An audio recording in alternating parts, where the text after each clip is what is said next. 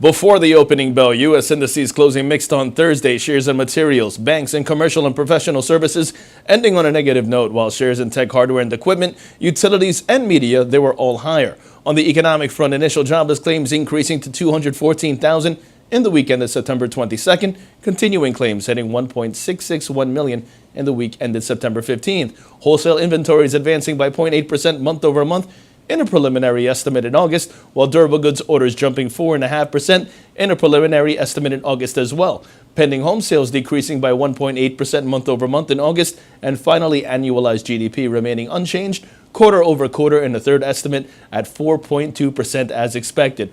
All while advancers ahead of decliners, 51% of SP 500 constituents traded higher yesterday, now after the markets closed.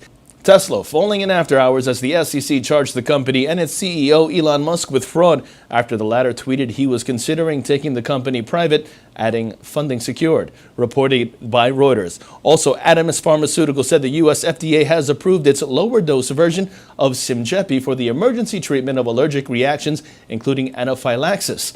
Moving on to Asian markets, gaining ground today, the Nikkei up 1.36%. The Hang Seng up just about 0.25%. China's CSI 300, that's up 1.04%, while South Korea's Kospi down 0.52%. European markets sliding and U.S. futures calling for a negative start. In terms of expectations today, there's no major news to announce, so we go straight to economic data. 8:30 in the morning, we have August personal income and personal spending. We also have August PCE core. 9:45 in the morning, September Chicago PMI, and 10 o'clock in the morning, the final University of Michigan sentiment read for September.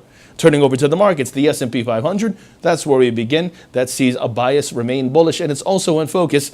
Even though a continuation of the consolidation cannot be ruled out, the extent should be limited. Long positions above 29.1575 are favored, with targets at 29.26 and 29.32 in extension. The Nasdaq sees the bias remain bullish as well, while the Dow Jones also sees the bias remain bullish.